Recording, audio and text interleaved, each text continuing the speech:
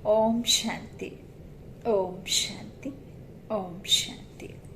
15/1/2022 प्रातः मुरली। ओम शांति। बाप दादा मधुबन। आज की मुरली के महावाक्य।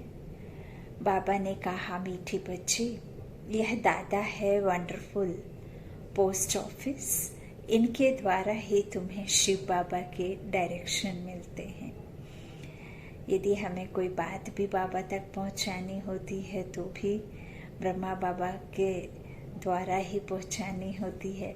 और यदि बाबा हम बच्चों तक कोई बात, कोई डायरेक्शन देते हैं शिव बाबा, तो वह भी ब्रह्मा के द्वारा ही मिलते हैं। तो बाबा ने आज उन्हें वंडरफुल पोस्ट ऑफिस कहा।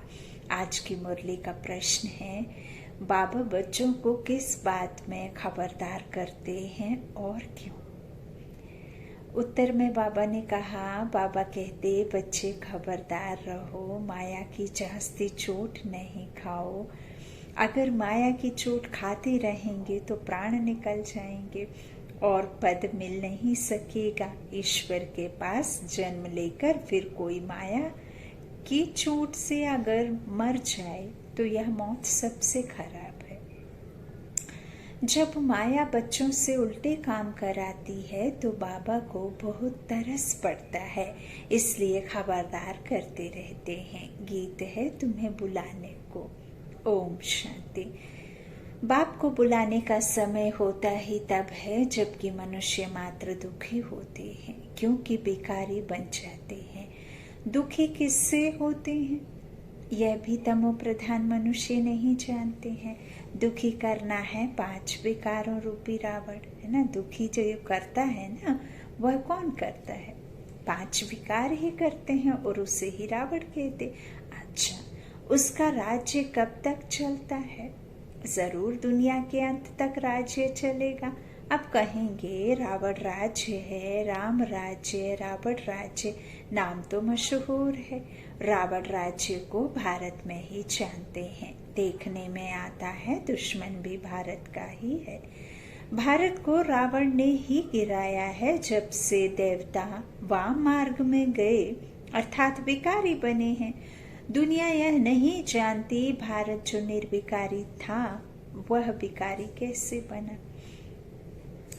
भारत की ही महिमा है। भारत श्रेष्ठाचारी था, अब पतित है। जब से पतित बनना शुरू किया तब से भगत पुजारी बने। बाबा समझाते हैं कि जब से भगत जो पूज्य थे वही पुजारी बनते हैं। पुजारी कब बनते हैं? जब वह पतित बनना शुरू होते हैं, तो तब फिर भगत ही पुजारी बने हैं। तब से ही भगवान को याद करते आए हैं दुख में ना। यह तो समझाया गया है कि कल्प के संगम युगे युगे बाप समझाते हैं। कल्प बाबा कहते हैं बाप समझाते आए हैं, है ना। युगे युगे बाप आते हैं और बाप, यह तो समझाया गया है बाबा कब आते हैं। कल्प के 4 युग तो हैं, बाकी 5वें संगम युग का किसको भी पता नहीं है। वह तो संगम युग बहुत कह देते हैं। कहते हैं युगे युगे तो कितने संगम हो गए। सतयुग से त्रेता, त्रेता से द्वापर, द्वापर से फिर कलयुग। तो परंतु बाप कहते हैं कल्प के संगम युगे बाप को आना ही है। बाप का आना तभी होता है जब पूरा विश्व, पूरा संसार ही क्या बन जाता है? विकारी, तमो प्रधान, दुखी विकारों से हो जाता है ना। तो फिर वो हर एक, जब तक हर एक विश्व की आत्मा उस परमात्मा को दुख से ना पुकारे तब तक उनका आना ही नहीं है ना। वो भी ड्रामा में नूंद है। तो संगम युग पर ही आते हैं। बाबा कहते हैं इस तरह से मेरा आना ही, जब संगम युग बाप को आना ही है। इनको कल्याणकारी पुरुषोत्तम युग कहते हैं, जबकि मनुष्य पतित से पावन होते हैं। कलयुग के बाद फिर सतयुग आता है, सतयुग के बाद फिर क्या होता है, त्रेता आता है। सूर्यवंशी लक्ष्मी नारायण का जो राज्य था वह फिर चंद्रवंशी बनते हैं। त्रेता में है राम राज्य, सतयुग में है लक्ष्मी नारायण का राज्य। लक्ष्मी नारायण के बाद राम सीता का राज्य आता है। सतयुग त्रेता जरूर बीच में संगम होगा। फिर उनके बाद इब्राहिम आता है, वह है उस तरफ, उनका यहाँ तलोक नहीं है। द्वापर में फिर वही बाबा कहते बहुत ही होते हैं। क्या होते हैं द्वापर में? फिर बहुत ही होते हैं, इस्लामी, बौद्धी, फिर क्रिश्चियन आदि। क्रिश्चियन धर्म स्थापन हुए 2000 वर्ष हुआ। कोई थोड़ा थोड़ा बहुत हिसाब निकालते हैं। अब संगम के बाद सतयुग में जाना होता है। यह हिस्ट्री ज्योग्राफी बुद्धि में होनी चाहिए।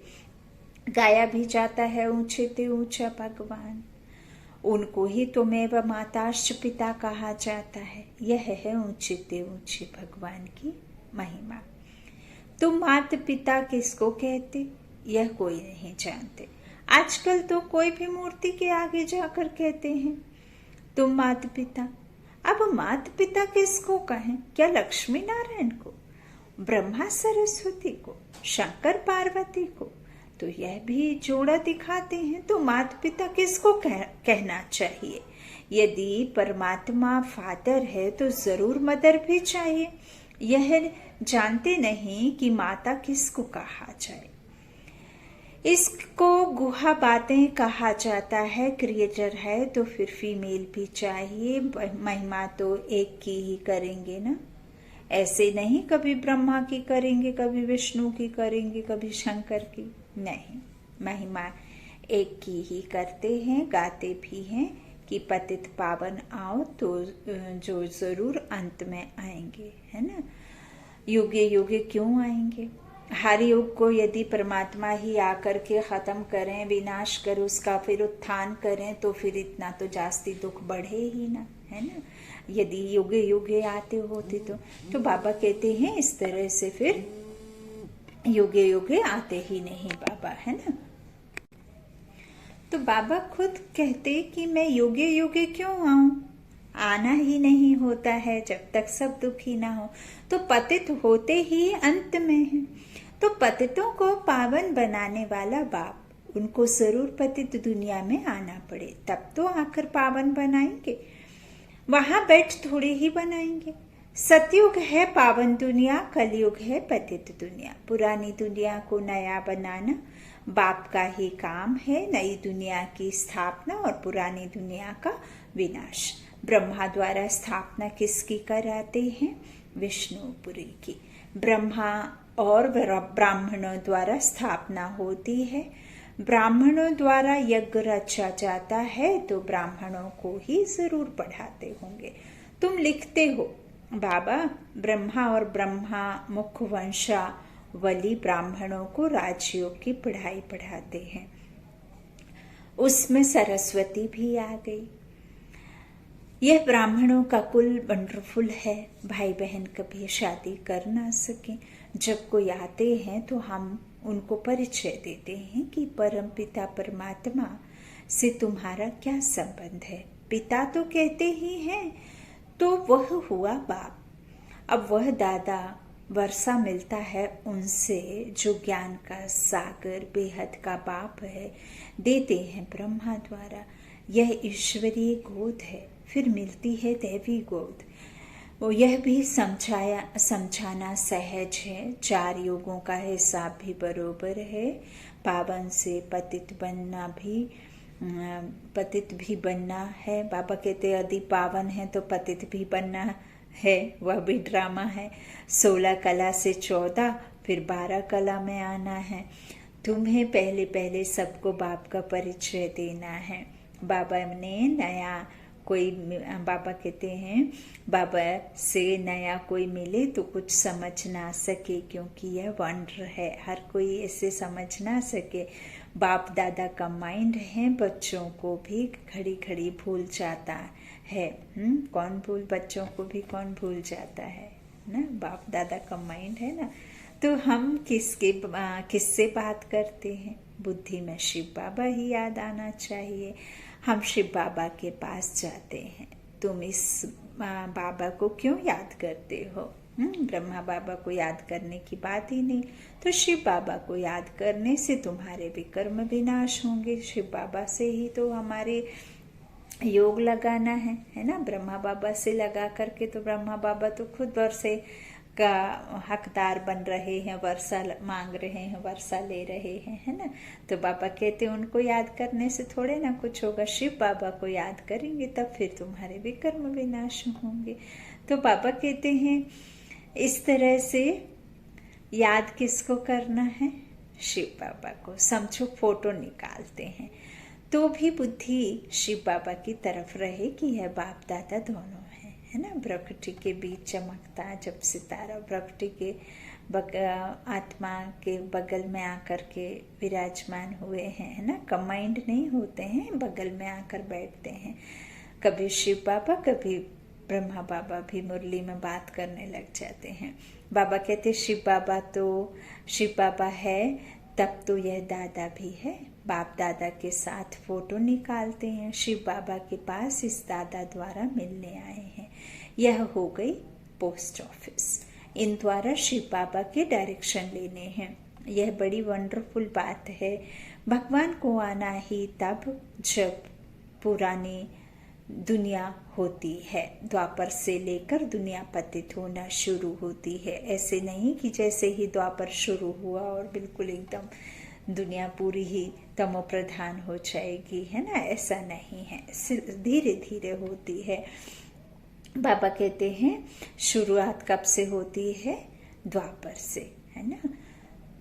अंत में सारी दुनिया पतित हो जाती है। चित्रों पर समझाना है। सतयुग त्रेता को स्वर्ग पैराडाइज कहा जाता है। नई दुनिया सदैव तो नहीं होगी। दुनिया जब आधी पूरी होती है तो उनको पुरानी कहा जाता है। हर एक चीज की लाइफ आधी पुरानी आधी नई होती है। परंतु इस समय तो शरीर पर भरोसा नहीं है ना, कब छोड़ दे तन को आत्मा, है ना। तो यह तो आधा कल्प का पूरा हिसाब है, इसमें बदली हो ना सके। समय के पहले कुछ भी बदल नहीं सकता और वस्तुएं तो बीच में टूट फूट सकती हैं, परंतु यह पुरानी दुनिया का विनाश और नई दुनिया की स्थापना आगे पीछे हो नहीं सकती। मकान तो कोई समय टूट सकता है, ठिकाना नहीं है। यह चक्र तो अनादि अविनाशी है, अपने टाइम पर चलता है। पुरानी दुनिया की पूरी एक्यूरेट लाइफ है। आधा कल्प राम राज्य, आधा रावण राज्य, जास्ती हो नहीं सकता। तुम बच्चों की बुद्धि में अब सारी त्रिलोकी आ गई है। तुम त्रिलोकी के मालिक द्वारा नॉलेज ले रहे हो। तुम्हारा मर्तबा इस समय बहुत ऊंचा है। इस समय तुम त्रिलोकी के नाथ हो, क्योंकि तुम तीनों लोकों के ज्ञान को जानते हो, आदि मध्य अंत के ड्रामा को जानते हो, है ना।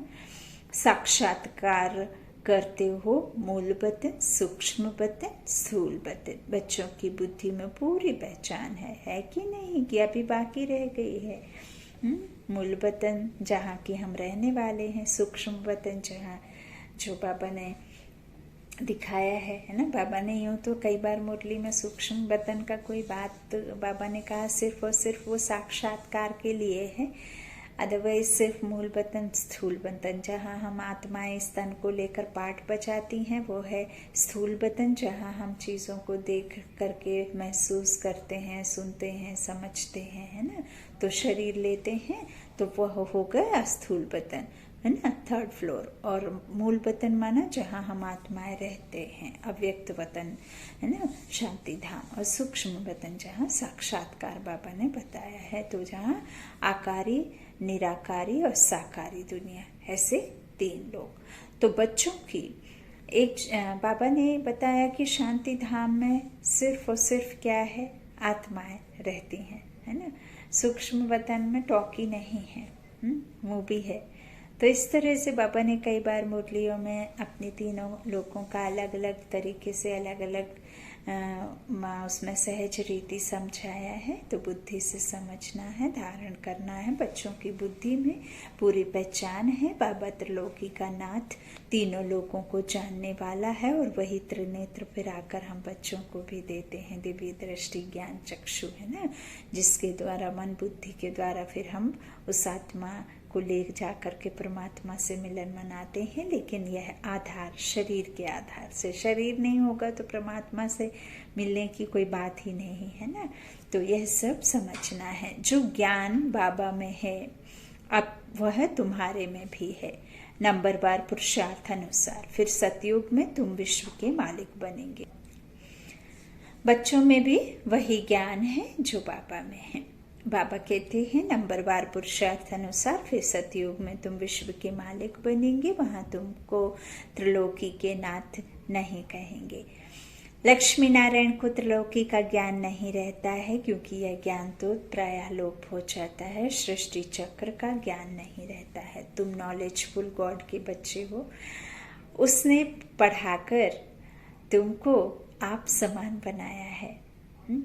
तुम जानते हो हम फिर विष्णुपुरी के मालिक बनेंगे। इस समय जो कुछ पास्ट हो गया है वह नॉलेज भी तुम्हारे पास है। मनुष्यों को हद की हिस्ट्री ज्योग्राफी का मालूम है। तुमको बेहद की हिस्ट्री ज्योग्राफी बुद्धि में है। उन्हों को बाहुबल की लड़ाई का मालूम है।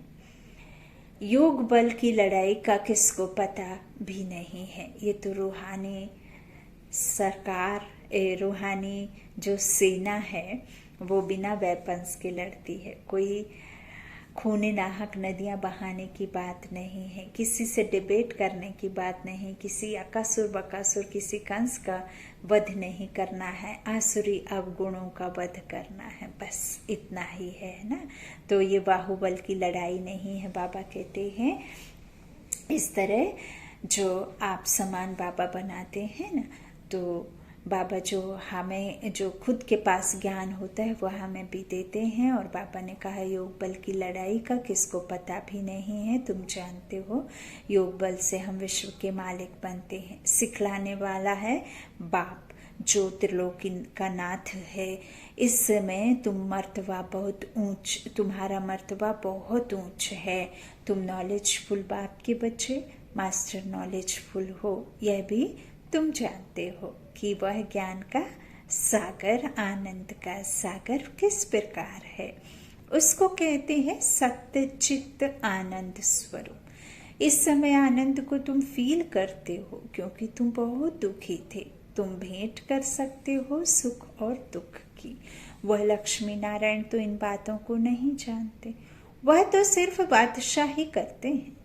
वह है उनकी प्रारब्ध जो यहाँ लिया, उसकी प्रारब्धि प्राप्ति है ना। तो यहाँ प्रैक्टिकल में फिर वहां पे उसका मिलेगा उनको। तो तुम भी जाकर स्वर्ग में राज्य करेंगे। वहां बहुत अच्छे महल बनाएंगे। वहां चिंता की कोई बात नहीं रहती। यह भी बुद्धि में स्थायी रहना चाहिए तो खुशी का पारा भी चढ़े। तूफान तो अनेक प्रकार के आएंगे। संपूर्ण तो कोई बना नहीं सकता। कोई बना ही नहीं है। परमात्मा आए तभी संपूर्ण बनना है और तभी बनाना है। और तभी फिर जब तक नहीं बनना है कर्मातीत अवस्था, तब तक ये दुनिया भी बदली नहीं होगी। तो बाबा कहते अभी थोड़े ना कोई संपूर्ण बना है। अभी संपूर्ण तो कोई बना नहीं है। बाप समझाते हैं तुमको बहुत स्थैर्य बनना होगा। वो लोग अमरनाथ पर जाते हैं फिर भी उनको उतरना तो जरूर है। तुम आएंगे बाप के पास, फिर नई दुनिया सतयुग में आएंगे, तब फिर उतरना शुरू होगा। हमारी यह बेहद की यात्रा है। पहले बाबा के पास आराम से रहेंगे, फिर राजधानी में राज्य करेंगे। फिर जन्म बाई जन्म उतरते ही आते हैं। इसको चक्र कहो या उतराई चढ़ाई कहो, बात एक ही है। नीचे से ऊपर चले जाएंगे, फिर उतरना शुरू होगा। यह सब बातें जो शुरूढ़ बुद्धि वाले हैं वह अच्छी तरह से समझते हैं और समझा भी सकते हैं। यह बाबा भी नहीं जानता था। अगर इनका कोई गुरु होता तो उस गुरु के और भी फॉलोअर्स होते। ऐसे थोड़े ही सिर्फ एक ही फॉलोअर्स होगा। हाँ, एक ही फॉलोअर तो नहीं है ना। तो एक फॉलोअर होगा, ऐसा नहीं है। शास्त्रों में तो है भगवान उवाच, हे अर्जुन, एक का ही नाम लिख दिया है। अर्जुन के रथ में बैठी हैं तो जैसे वही सुनता है, जबकि यहाँ तो हर एक आत्मा दुखी है, हर एक अर्जुन है, हर एक आत्मा को सुनना है ना। तो और भी तो होंगे ना, संचय भी होगा। यह बेहद का स्कूल एक ही बार खुलता है, वह स्कूल तो चलते ही आते हैं। जैसा राजा वैसी लैंग्वेज। वहाँ सतयुग में भी तो स्कूल में जाते हैं ना, स्कूल में भी तो जाते हैं। भाषा, धंधा, धोरी आदि सब सीखेंगे, वहाँ भी सब कुछ बनता होगा। सबसे अच्छी चीज जो होनी चाहिए वह स्वर्ग में होती है, फिर वह सब कुछ पुराना हो जाता है। अच्छी वस्तु मिलती है देवताओं को, यहाँ क्या मिलेगा? महसूस करते हो कि नई दुनिया में सब कुछ नया मिलेगा। यह सब बातें समझकर फिर मनुष्यों को समझानी है। अभी हम संगम पर हैं, हमारे लिए अब दुनिया बदल रही है ड्रामानुसार। मैं फिर आया हूँ तुमको पतित से पावन देवी देवता बनाने।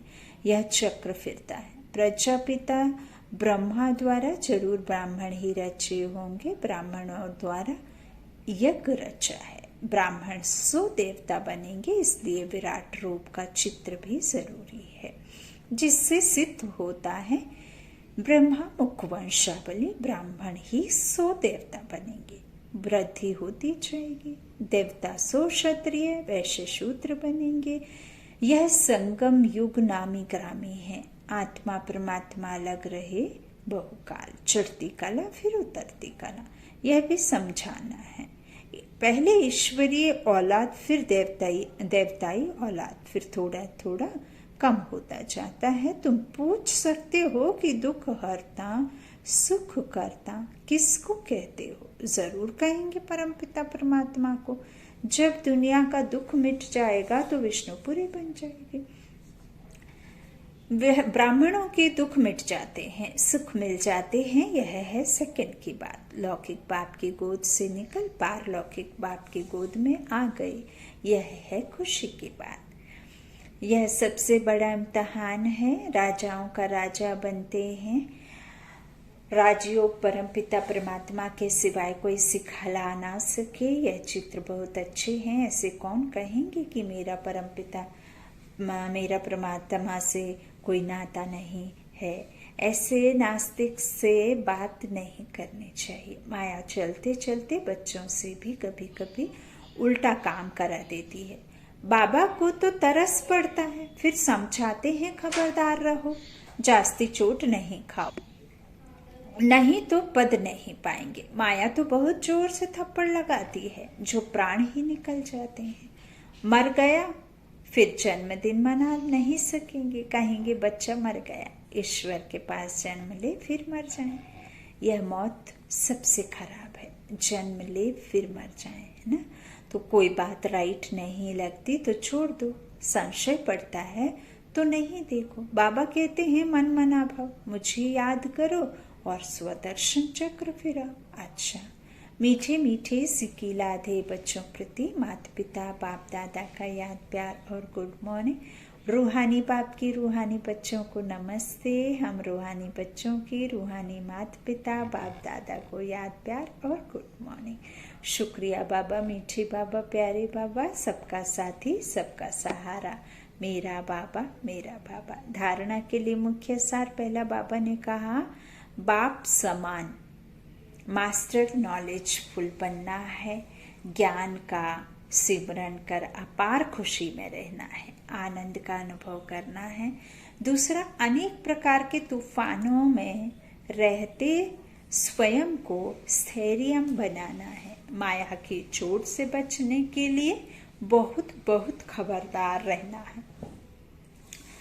आज का वरदान है दिव्य गुणों रूपी प्रभु प्रसाद खाने और खिलाने वाले संगम योगी फरिश्ता सो देवता भव। दिव्य गुण सबसे श्रेष्ठ प्रभु प्रसाद है। इस प्रसाद को खूब बांटो, खूब बांटो।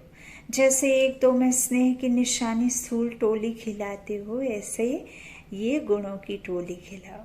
जिस आत्मा को जिस शक्ति की आवश्यकता है उसे अपनी मनसा अर्थात शुद्ध वृत्ति वाइब्रेशन द्वारा शक्तियों का दान दो और कर्म द्वारा गुणमूर्त बन गुण धारण करने में सहयोग दो। तो इसी विधि से संगम युग का जो लक्ष्य है फरिश्ता सो देवता, यह सहज सर्व में प्रत्यक्ष दिखाई देगा। आज का स्लोगन है सदा उमंग उत्साह में रहना यही ब्राह्मण जीवन का सांस है। सदा उमंग उत्साह में रहना यही ब्राह्मण जीवन का श्वास है। लवलीन स्थिति का अनुभव करो, परमात्मा प्यार के अनुभव में सहज योगी बन उड़ते रहो। परमात्मा प्यार उड़ाने का साधन है। परमात्मा प्यार जो है वो उड़ाने का साधन है। और उड़ेंगे कब? जब आप खुद को लाइट महसूस करेंगे, हल्का महसूस करेंगे, इस शरीर के बोझ से खुद को न्यारा समझेंगे। जब ये शरीर है तभी तक परेशानियां हैं, तभी तक मान सम्मान है। जब तक ये शरीर का नाम है तभी तक ये रिश्ते नाते हैं। तो बाबा के प्यार में आप लवलीन कब रहेंगे? जब खुद को आप एकदम इस संसार के नजारों से उपराम समझेंगे, आत्मा समझेंगे, है ना। तो परमात्मा प्यार है उड़ाने का साधन। उड़ने वाले कभी धरने की आकर्षण में आ नहीं सकते। माया का कितना भी आकर्षण रूप आकर्षित करे, कितना भी आकर्षित रूप हो, लेकिन वह आकर्षण उड़ती कला वालों के पास पहुंच नहीं सकती, है ना। तो यही आज लवलीन स्थिति का अनुभव करने के लिए बाबा के परमात्मा प्यार में लवलीन रहो। और यही सबसे बड़ा उड़ने का साधन है। अपने मन बुद्धि के द्वारा सदा परमात्मा के घर का दरवाज़ा तो बिल्कुल 3G नहीं, 4G नहीं, 5G नहीं, बिल्कुल एकदम डायरेक्ट है नेट, जो किसी भी तरह की रुकावट है ही नहीं। सीधे जा सकते हैं आप, है ना। मन के बुद्धि के विमान में बैठो और बस निराकार शिव परमात्मा कहा और बाबा याद आ गया, है ना। ओम शांति, ओम शांति।